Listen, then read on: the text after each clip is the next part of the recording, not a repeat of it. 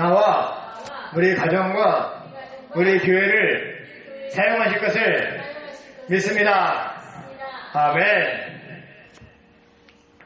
네, 오늘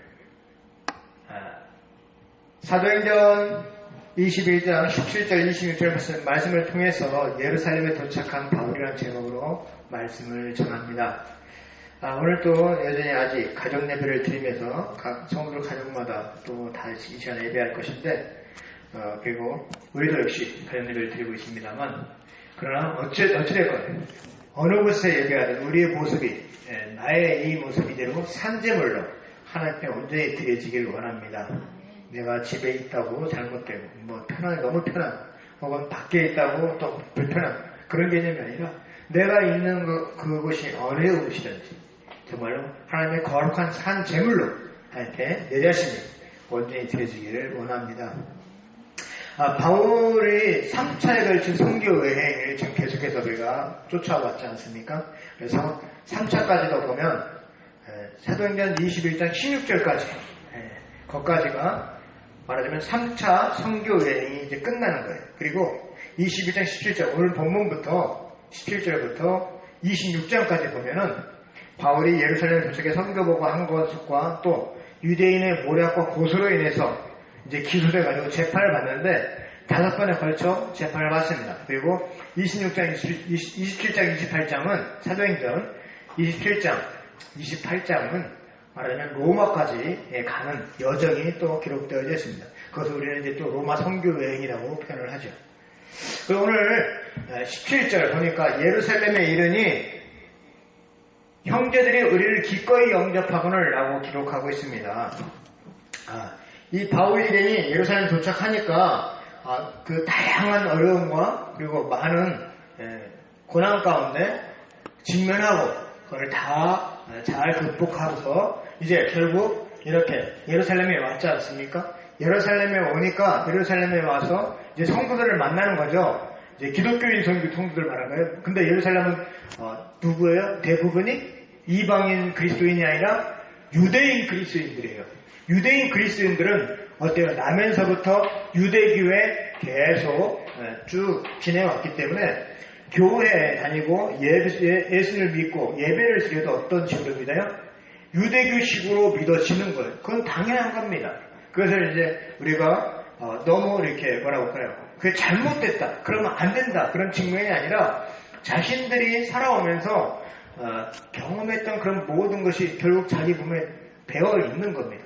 그것을 또 자연스럽게 말하자면 예수를 믿는 기독교인으로 말하자면 개종을 한 거죠. 우리나라도 역시 마찬가지 아니겠습니까? 우리나라도 기독교가 우리나라에 들어오기 이전에 벌써부터 우리나라 사람들 신앙심이 굉장히 높은 사람들이잖아요. 꼭 기독교, 하나님 이런 걸 이렇게 기독교 천주교가 아니어도 뭔가를 꼭 믿는 그런 사람들이었단 말이에요. 그러다 보니까 항상 이 예배, 제사 이런 거에 익숙해져 있었죠.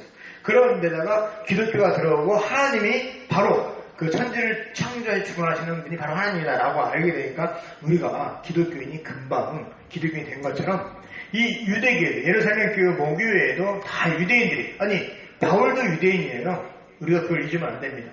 바울이 이방인을 전도하고 이방인의 사도라고 하다 보니까 바울도 유대인인 걸 우리가 잊고 있을 수가 있는데 바울도 유대인이라는 거예요. 그러니까 유대인들인데 그래서 이들이 기꺼이 예루살렘에 도착한 바울을 환영한다. 뭐라고 표현하냐면 형제들이라고 표현합니다. 형제. 사도행전에 보면요. 예수 믿는 사람들을 성도들을 세 가지로 불러요. 그리스도인, 그리고 제자, 형제 이렇게 세 가지 이름을 불러요. 물론 바울 서신에 보면 또 종이라는 표현은 누나하고 둘로 쓰죠. 너무나 잘 알죠. 그리고 복음서에 보면 하인이라는 표현도 나오는데요. 이 종과 하인은 좀 개념이 좀 다르긴 하죠. 그러나 어쨌든 예수 믿는 성도들을 세 가지로 부르는데 오늘 17절에 말씀한 형제들이라고 먼저 표현해요. 형제들. 그래서 이제 예수 믿는 사람들을 세 가지 부르는데 그 중에 이제 그리스도인은 우리가 잘 알고 있다시피 안디옥 교회에서 예수 믿는 세상 사람들이 그리스도인이라고 부르게 했습니다. 그리스도를 따르는 사람 이런 뜻이에요. 우리말로 하면 예수쟁이. 네, 그렇죠. 예수쟁이죠. 그래서 이 말은 원래는 예수 안 믿는 사람들이 예수 믿는 사람들을 비꼬려고 비웃으려고 한 말이었어요. 예수쟁이들 뭐 하는 의미로 표현한 건데 그것을 당사자들 그리스도인들은 어떻게 생각했어요? 내가 정말 그리스도를 따르는 그리스도인의 모습을 보여주고 있구나 라고 하면서 오히려 그 별칭을 그 별칭을 굉장히 기꺼이 받기를 원했던 거예요. 그래서 이제 그 예수 그리스도에 속하고 예수 그리스도를 닮아가고 예수 그리스도를 따라가는 사람들이다 라는 말로 기독교인, 그리스도인이 굳어진 것이죠. 우리가 정말 그리스도인이다, 기독교인이라고 말하면서 기독교와 그리스도교의 똑같은 말이에요. 그리스도 이거는 이제 헬라 말이죠. 헬라 말을 한자로 바꿔 기독교 발음이 비슷하잖아요. 기독교인, 그리스도인 똑같은 말이에요. 우리가 또 영어로 하면 크리스찬 그렇게 얘기하죠. 크리스찬. 정말 우리가 예수님을 닮은 모습이 있는가? 생각해봐야 돼요. 내가 정말 그리스도인의 삶의 모습으로 살아가서 그리스도인이라고 불릴 만한 우리는 혹시 무늬만 그리스도인 아닌가 생각해보자는 거죠. 아니 내 자신도 마찬가지예요. 저도 그렇고 여러분도 마찬가지예요. 무늬만 이름만 그리스도인이 아닌가. 정말 주변에 있는 우리 형제들 자매들이 나를 보고서 나를 통해서 예수님을 만날 수 있고 예수님을 볼 수 있는가. 내가 예수님을 닮은 사람이라면 나의 모습에서 예수님의 향기, 예수님의 모습이 보여야 되는데 나를 통해서 뭘 봐요? 인간의 모습을 보고 있다는, 그리고 나의 부족한 부분만 보고 있는 이런 상황이에요. 근데 이래서는 안 된다는 거예요. 그리스도인이라면, 정말로 그리스도인이라면 나를 통해서, 여러분을 통해서 예수님을 우리가, 예수의 향기, 예수님을 우리가 볼 수 있어야 된다는 거예요. 그게 그리스도인이에요. 그리고 두 번째는 또 이제 제자라는 말을 사도행전에서 사용을 합니다. 제자는 예전에도 제가 설교할 때 말씀드린 적이 있죠. 마테타스라고 하죠.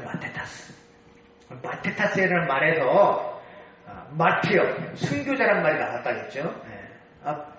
이 제자 그럴 때는, 우리말로 제자 그럴 때는 그냥 제자 되는 거야.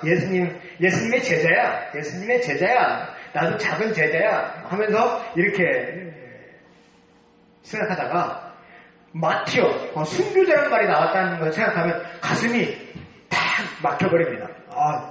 정말 순교의 자리까지 가야 되는구나 하는 생각이 든다는 거죠. 물론 이걸 영어로는 디사이플스라고 하고 좀 다르게 표현합니다만 어쨌든 마테타스가 제자가 뭐예요? 예수님이 가신 십자가의 길까지 그 가는 게 제자예요. 기독교인 그리스도는 마찬가지고요. 사도라는 표현이 있죠. 사도. 제자와 사도가 거의 구분되지 않고 쓰이다가 이제 사도가 12명이에요. 예수님의 제자, 딱 예수님의 제자 12명을 말할 때 꼭 사도라고 따로 구분하죠. 바울도 자기는 나는 예수 그리스도 사도다라고 분명히 언급하고 지나가죠. 왜 그럴까요? 사도라고 하는 그런 굉장히 그런 마인드가 있었던 거예요. 그런 자부심이 있었고 사도로서 그런 자부심이 있었다는 거예요. 그래서 이제 제자는 일반적인 예수님의 기독교인들, 예수님 사람을 말하게 되었다는 것이죠. 제자라는 말은 배우고 훈련받는 자, 그런 뜻이죠. 무엇을 배웁니까? 예수님을 배우고 예수님을 따르는, 예수님에 대한 제자도를 가지고 있는 사람들을 말하는 거죠. 예수님을 따르기 위해서 부단히 노력하고 훈련받아야 된다는 거예요. 예수님의 12제자도 3년 동안 예수님을 따라다니면서 먹고 자고 같이 하면서 완전히 기숙사 생활하면서 그렇게 숙식하면서 같이 다니면서 배웠잖아. 그것처럼 우리들도 예수님의 제자가 되는, 우리도 예수님의 제자들이죠. 이 시대의 제자들이죠. 제자들로 정말 예수님 닮아 예수님의 가신 길을 따라가고 그 길을 밟아가 그런 모습으로 제자의 삶을 살아야 된다는 거예요. 이제 사도행전 지나오면 사도행전 계속 넘어가면서 후반부로 오면서 이 제자에 대한 의미가 많이 확대되고 사도에 대한 의미가 확대돼서 이 복음을 전하는 사람들도 다 사도로 불리게 되고 다 제자로 불리게 되잖아요. 그러면서 지금은 우리가 사도라는 표현, 우리에게는 사도라는 표현을 쓰지 않습니다. 왜냐하면 사도는 예수님을 분명히 사도의 자격 중에 하나가 예수님과 동행했고 예수님의 부활하심까지 그리고 승천하심까지 같이 본 사람들까지만 사도다라고 결정을 했거든요. 그러다 보니까 지금 우리는 사도라고 표현을 쓰지 않고 제자라는 표현을 씁니다. 우리가 역시 제자로서 예수님의 제자로서 삶을 살아야 된다는 거예요. 마지막은 정말 마테타스의 삶이 마티어의 삶으로 제자의 삶이 순교자에까지 갈 수 있도록 우리가 그런 삶을 살아야 된다. 근데 우리가 순교할 수 있어요 라고 말하면서 나는 순교를 각오하고 있어요 말하면서 당장 눈앞에 펼쳐진 작은 고난들 앞에는 깜빡깜빡 넘어지는 거예요.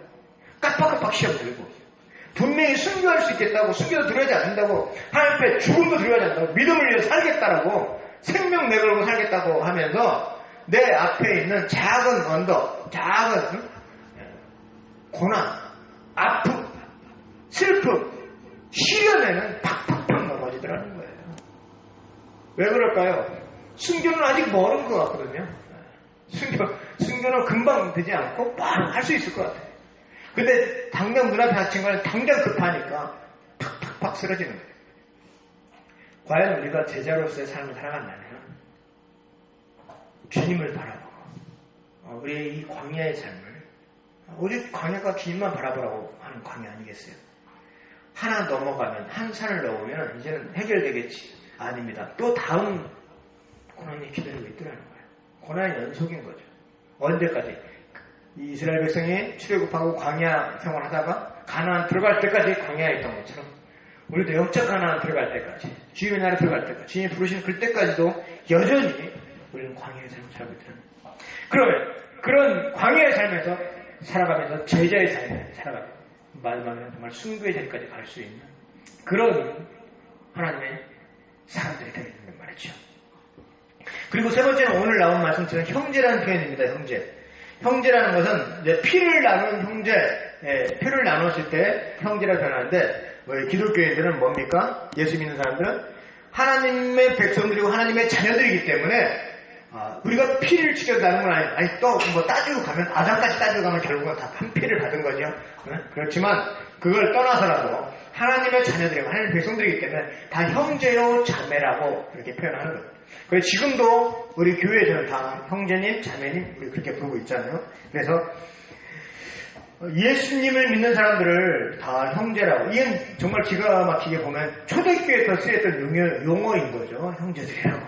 그래서 지금도 여전히 교회에서 형제라는 표현을 사용합니다. 그리스도의 안에서 다 형제 자매들이죠. 우리가 말하자면 하나님의 형상을 따라 지음받은 존재들이기 때문에 다 형제요 자매 한 가정인 거죠. 그런데 뭡니까? 기능적으로는 서로 다른 기능을 갖고 있는 거죠. 다 똑같이 생기지는 않았잖아요. 다 형제요 자매지만 다 다르게 생겼어요. 뭐예요? 하는 일도 다르고 자기 관심 갖는 분야도 다르고 또 하나님의 사역할 때도 서로 달라서 어떻게 하게? 협력하도록 하게 하시는 거예요. 합력해서 선을 이루게 하신다는 거예요. 예를 들면 지금 요새 다 이렇게 예배가 영상 예배도 드리고 이런 시점에서 다 컴퓨터 만질 줄 알고 다 뭐 카메라 만지고 있고 다 이렇게 만들어 갑니다만 그 중에 또 한 가지 다 자기들에게 주어진 그런 달란트 재능들이 있잖아요. 어떤 사람은 기타를 치며 찬양하는 사람도 있고 또 어떤 사람은 피아노 치는 사람도 있어야 되는 거고요. 어떤 사람은 찬양만 또 전문으로 할 수도 있고요.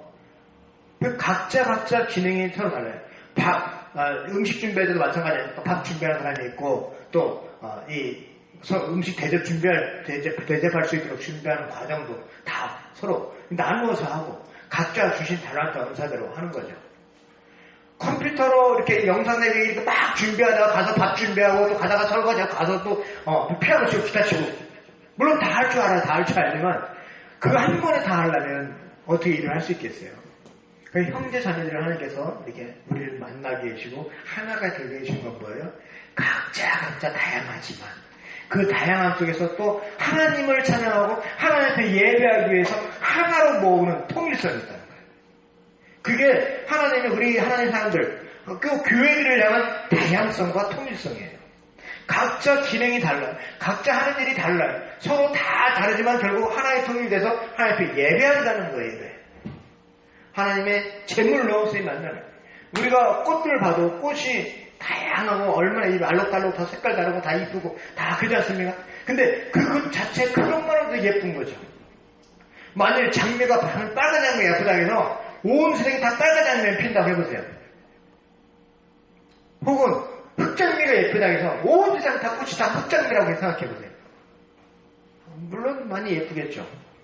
그러나 우리가 다양하게 보는 그런 꽃들과 또 다른 감정일 거란 말이에요. 더군다나 우리 교회 안에 형제 자매들이 바로 그거예요.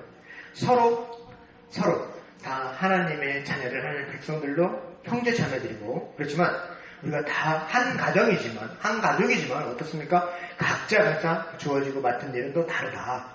기능이 다르다. 우리 몸만 해도 각자 장기들이 있고 오장육부 또 수없이 많은 우리 몸 신체 이걸 지체라고 하죠. 지체. 각자 맡은 사명, 사역이 다르단 말이에요.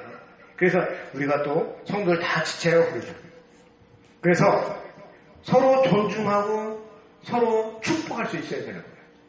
앞에 나와서 눈에 띄고 하는 그 일을 잘 하는 사람들은 뭐 대우받고, 또 눈에 잘 안 띄고 뭐 교회 청소를 한다든지 이렇게 조용조용하고 또 눈에 드러나지 않는 사람들은 무시당하고 천대받고, 그러면 절대 안 되는 거예요. 충분히 하나님의 일을 하는 그것만으로도 충분히 존중받아야 돼요. 아니, 하나님의 백성이라는 그 자체만으로도 우리는 이미 귀한 자들이란 말이에요. 우리가 지금 에베소서 공부하고 있잖아요. 학교에서 에베소서 공부하면서 1장 3절 첫 마디가 뭡니까? 창세 전부터, 태초 전부터 이미 우리를 선택해서 부르셨다고 말씀하지 않습니까? 태초에 창세 이전부터 얼마나 놀라운 말씀입니까? 저는 그 말씀을 생각할 때마다 사실은 가슴이 벅차올라요. 아, 내가 이면서 이대로 정말 별것도 없고 보잘것도 없고 정말 너무나 부족하고 뭐 학력이 있습니까? 뭐 재산이 있습니까? 남들 앞에 내놓을 만한 뭐가 있겠습니까? 뭐 얼굴도 안 되죠. 키도 안 되죠. 뭐가 안 돼요. 하지만 어때요? 이 모습 이대로 하나님이 어떻게 했다고? 창세전부터 선택해서 부르셨다고 말씀하시잖아요.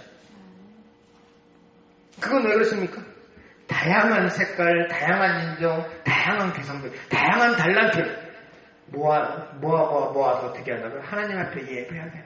우리도 역시 하나님을 찬송을 부르게 하려 내가 너희를 불렀노라 말씀하시잖아요. 이사야에서 43년 21절에도 그렇게 말씀하시잖아요. 그래서 우리가 이렇게 형제된 우리 가족의 한 가족처럼 우리가 서로 사랑하고 섬기는 그런 교회가 되어지길 원합니다. 그리고 또 보면은 이제 야고보와 교회 장로들을 만나서 바울이 야고보와 장로들을 만나서 선교 보고를 합니다. 보니까 18절에 그 이튿날 바울이 우리와 함께 야고보에게로 들어가니 장로들도 다 있더라. 장로들이 이제 교회 전사를 말하는 거죠. 이 야고보는 예수님의 형제 야고보 얘기하는 거예요. 요한의 형제 야고보는 이미 사도행 12장에서 순교했죠. 그래서 이 야고보는 예수님의 형제 야고보서를 쓴 사람이에요. 기둥같이 여겼던 야고보죠. 야고보는 에서와 야곱 할 때 그 야곱, 창세기 나오는 야곱의 이름이에요. 야곱이 히브리어 표현이라면 야고보는 헬라어 표현이에요. 그러니까 또 똑같겠죠. 발꿈치를 잡았다, 뭐 이런 뜻을 갖고 있는 거죠. 그 야고보예요. 그래서 야고보가 이제 예루살렘 교회, 모교회의 감독 역할을 하고 있었던 거죠. 예수님 살아계실 때는 사실 예수님의 제자로서 야고보가 활약한 게 아니었어요. 근데 이 형제 야고보가 예수님이 부활하신 걸 보고 승천하시는 걸 보면서 아, 정말 하나님의 아들이 맞구나라고 자기 형을 믿고 따르기 시작한 거죠.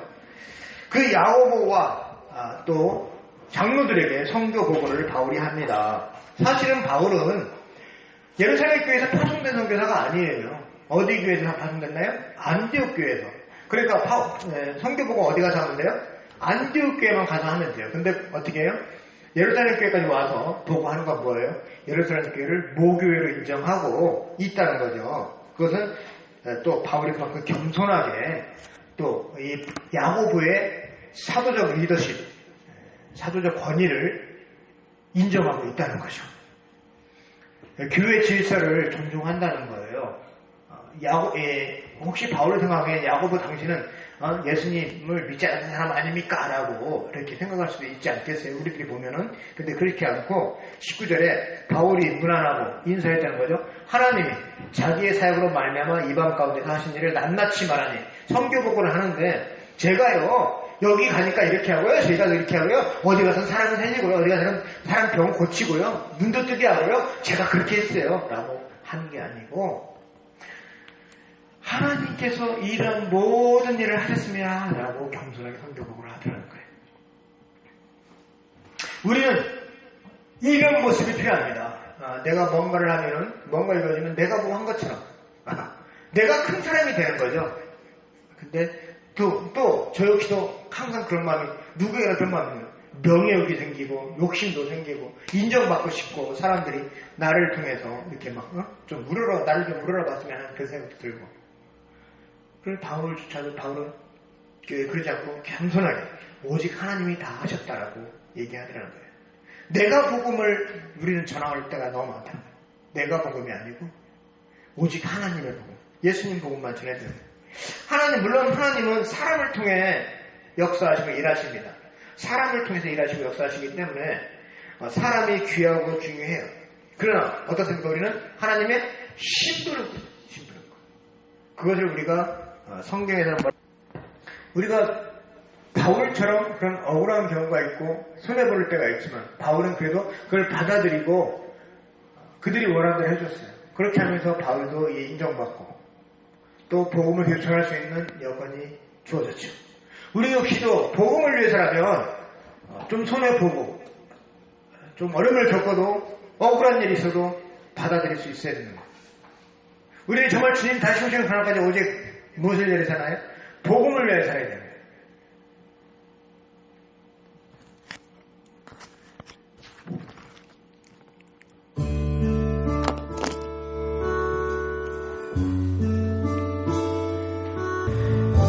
아멘.